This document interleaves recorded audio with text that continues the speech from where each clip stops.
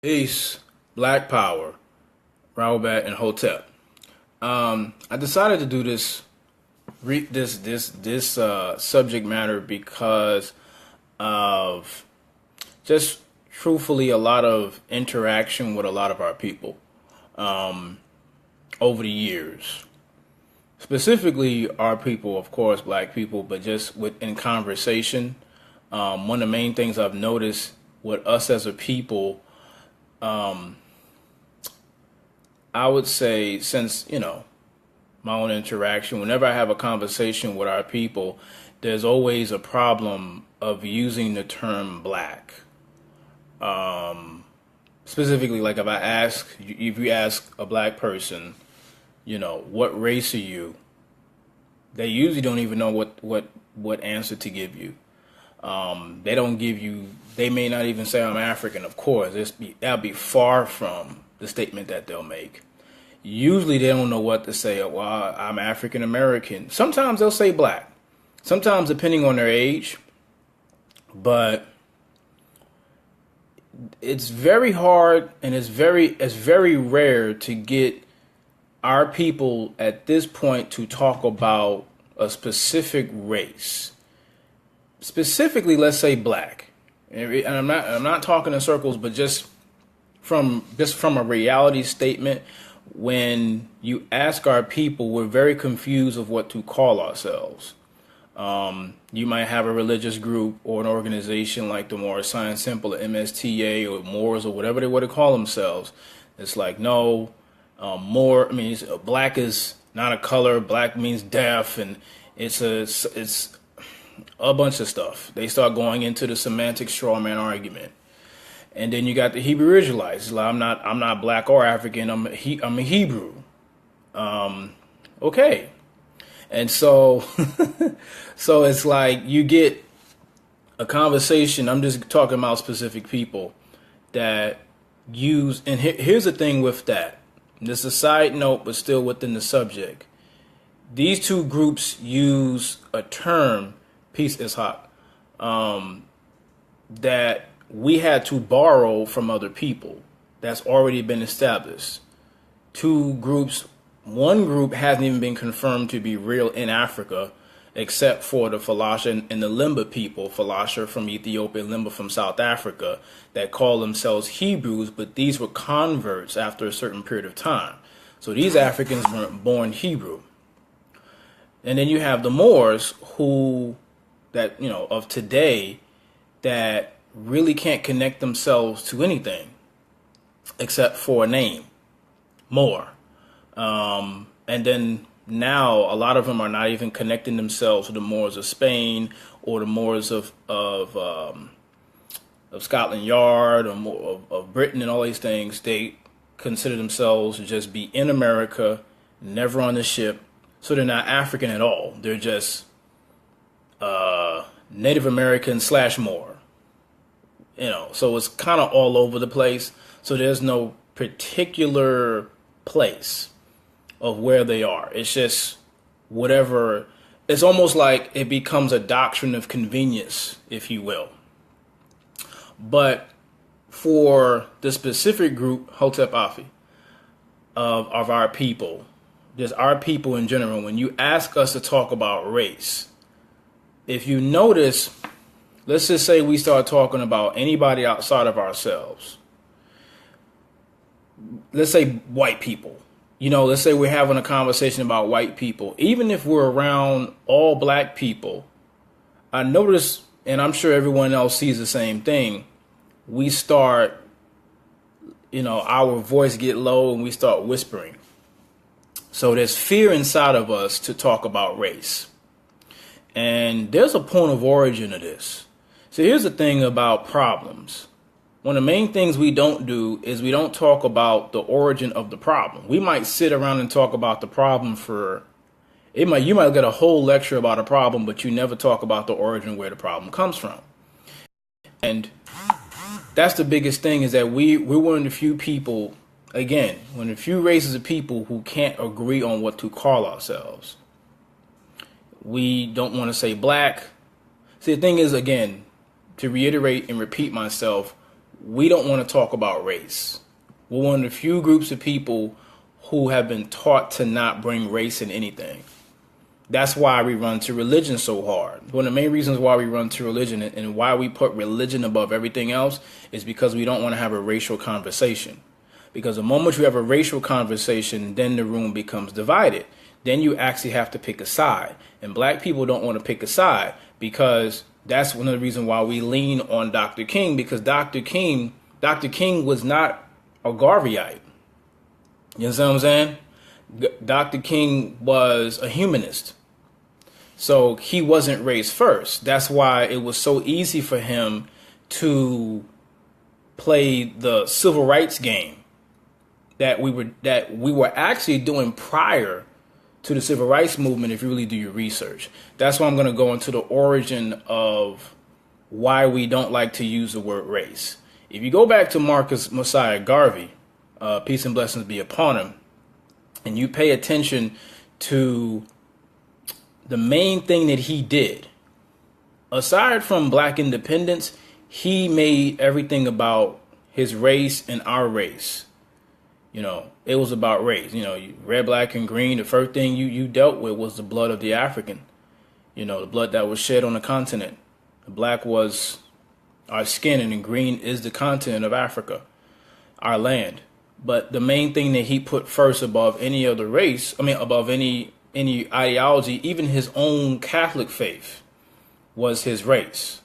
And if you go back during that time, you had a total opposite movement going on at that time. The total opposite movement was the Du Bois Talented 10th movement. Their whole premise was to not make it about race. If I cannot make this about race, then we can get further as a human group. That's why, if you do your research, and I'm giving you a source to look up, it's a book that I keep advertising to our people, to black people, Bridges and Boundaries. If you look up Bridges and Boundaries, it's a part of that book in the beginning of the book where it talks about Du Bois and his dealings with the Jews, the Zionists.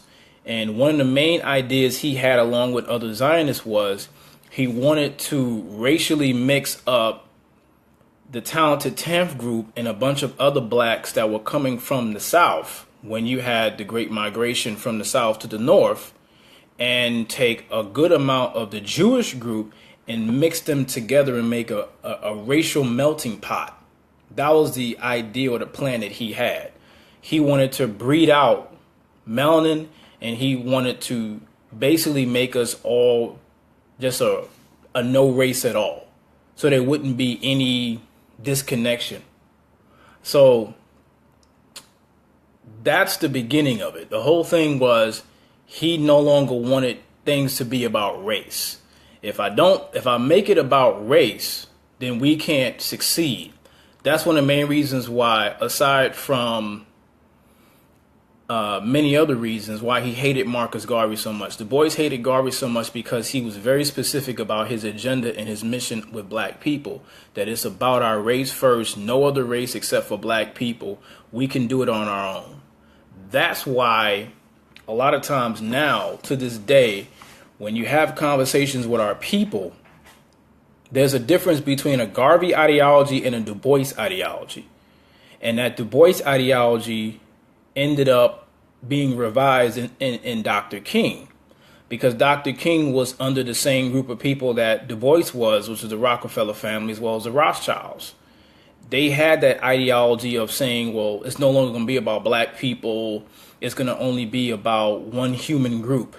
That's why, just also continue to do your research. If you go back to the 60s, you had Stokely Carmichael, who at one point was working with the Jews, and he ended up being connected at one point with a man named Bayard Rustin. A lot of people know Bayard Rustin. He was also part of the civil rights movement, and he was the first black man to lobby for homosexual rights.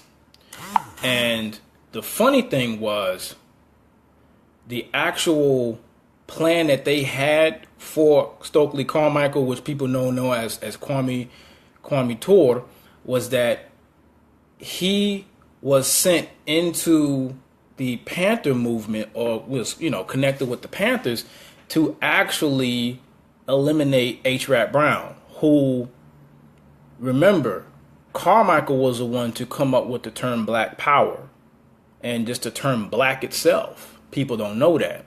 So when he was using that, it was like, wow, it's just black, Black Power, to be specific. He was the one to coin the term Black Power before anybody else. It was Stokely Carmichael, also known as Kwame Ture. And what happened was his dealings with the Jews. Remember, again, the Jews no longer wanted to deal with race. They did not want black people to say any term, whether black or African.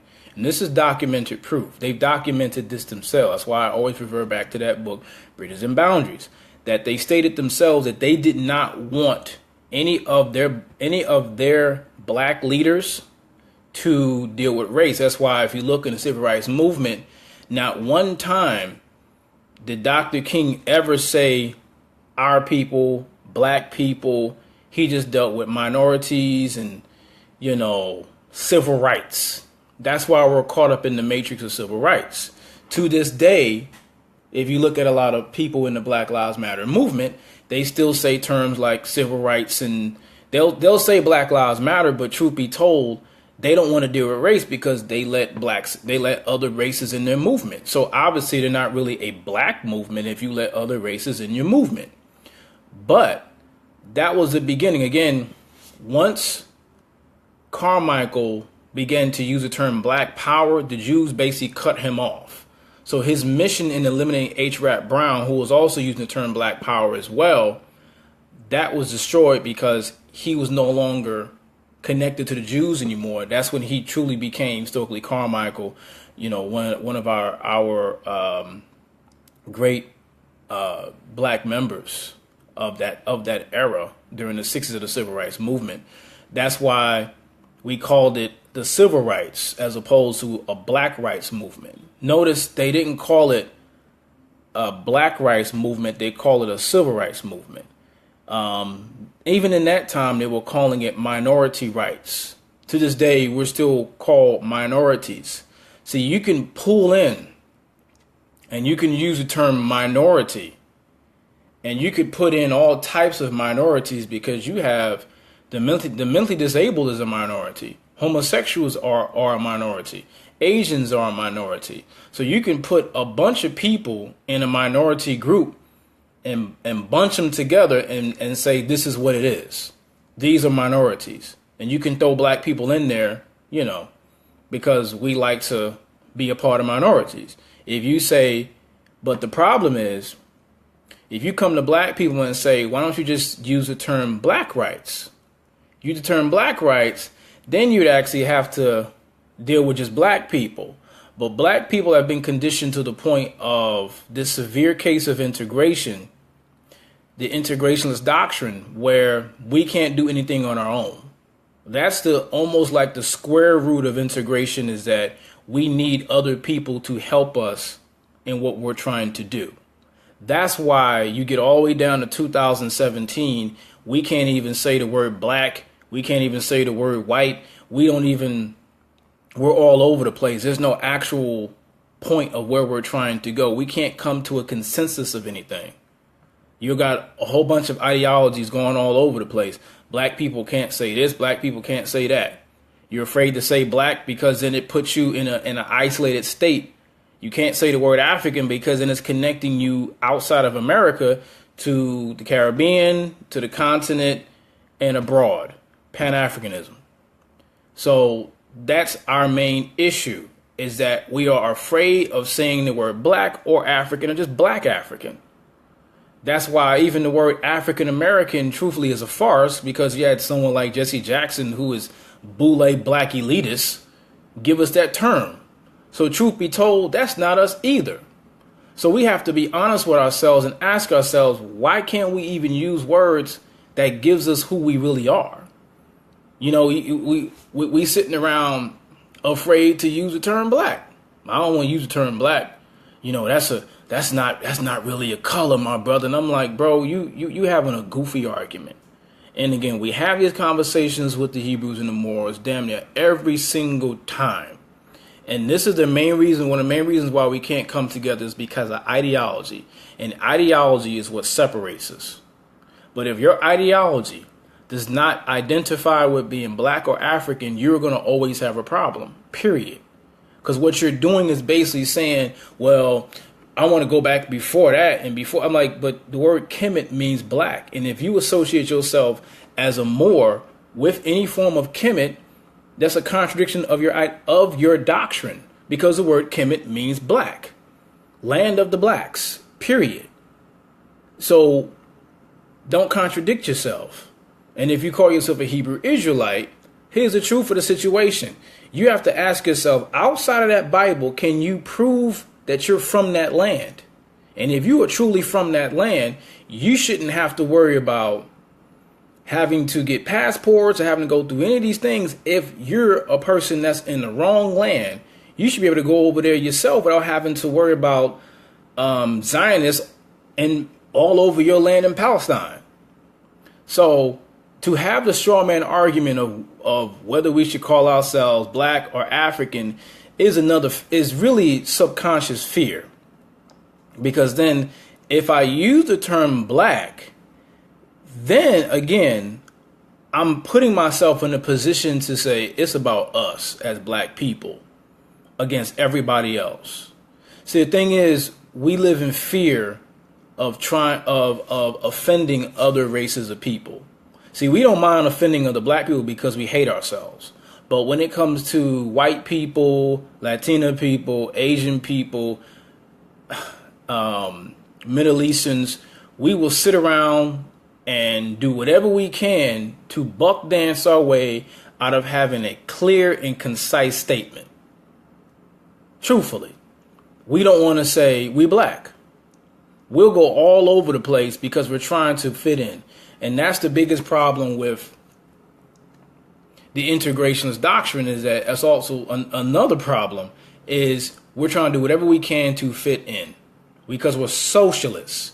And we are so entrenched in socialism because of the civil rights movement. Again, we didn't want to call ourselves black because we wanted to still work with the same race of people who put us in the position in the first damn place.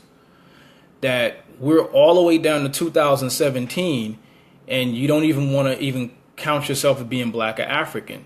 So you allow your enemy or enemies to tell you what to call yourself. So you can't do that forever, because eventually your enemy will isolate you. And that's what's going on right now. We're being isolated. And so we're trying to subconsciously run from the isolation by claiming all other things. Well, I'm not a Negro, I'm not colored, and I'm not black. It's just, you sound really stupid when you do that. Truth be told. So that's the biggest problem that we're dealing with as a people, is we want to claim everything else other than what we are. We don't want to make it simple. And I realize with studying Pan-Africanism is that it's a very simple and base ideology. It is. It doesn't deal with your religion, and none of that stuff. It is who you are as an African person. And to deny being African and you're African is ridiculous. The same people who will claim to be a Moor and I'm a Hebrew, they refuse to take blood tests. Oh, well, the blood tests are made by the white man, so then you don't do nothing. You just continue to stay in your ideology. That doesn't make any sense. But I don't mind not making any sense as long as I don't have to say black. Because then I have to actually deal with our people on an isolated level. We don't want to be isolated.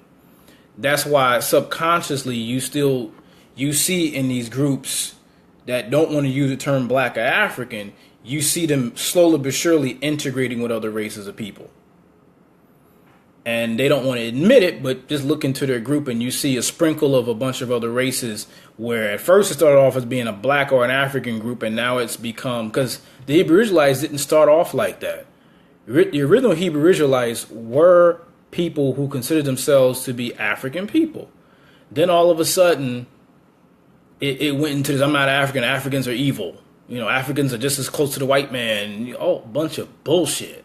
But that's where we're headed.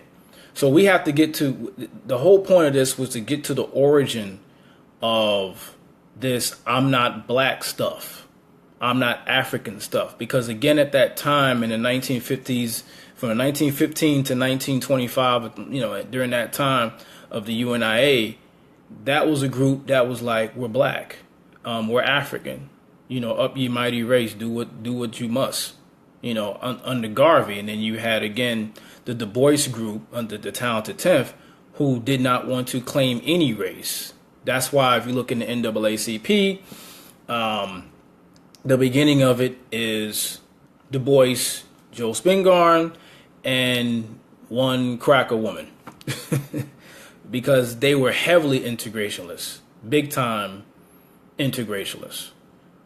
Study what you must do is, if you consider yourself black or African, study the ideologies between Garvey and the Talented Tenth, and you get a clear idea of what a lot of our people as black people in America, how we really see ourselves. A lot of us, again, as I stated before, a lot of us are Du Boisites, and we don't even realize it, because we truthfully want to be around white people and everybody and every other race, thinking that's going to solve our problem, because we're too afraid to just put everything on the line for just ourselves. Because if I just totally become a Garveyite, then I got to worry about perception. I got to worry about offending people. It's crazy how we're the only race of people who have to worry about offending other people in claiming ourselves. Think about that for a moment. That's what we do. We offend other people in claiming ourselves. That's what we do. And we don't want to be steadfast in saying, I'm black, I'm African. That's why it's a lot of sisters out here, brothers too, that claim to be mixed. And I'm this and I'm this and I'm that. Whereas at the end of the day, the cracker will isolate you again and let you know, nigga, get your ass in the back seat, or nigga, get down on the ground and lay down. And that's reality.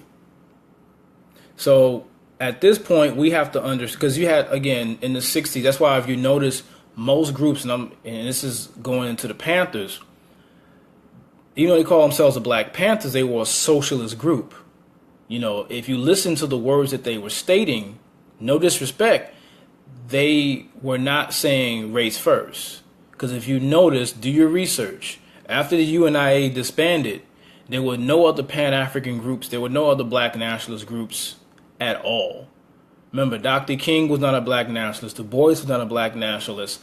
A. Philip Randolph was not a black nationalist. These were not black nationalists. Stokely Carmichael really was one of the few black nationalists, truthfully. If you listen to the things that he was saying, he was not afraid to say the term black when, at that time in the 60s, very few was even saying that term. He coined the term black power. You had other brothers like H. Rap Brown was using the term black. He was one of the few, again, that was a Panther that did not work with the FBI or the CIA, because a lot of Panthers eventually end up dying, going to prison, or becoming informants. H. Rap Brown, along with Geronimo Pratt, along with Huey P. Newton, very few did not become, informants and things of that nature, CIA, FBI, whatever have you, but I digress. But that's the whole point, is that you have to notice most of our groups, again, that we're connected to, they don't use the term black, they don't use the term African, they're very much integrationists, they're socialists. Black people, for the most part, are socialists, are a race of socialist people. So we're not a race first group. That's why now when you talk about race first, black people get uncomfortable, because they are used to hiding under the umbrella of Christianity or Islam or whatever else have you.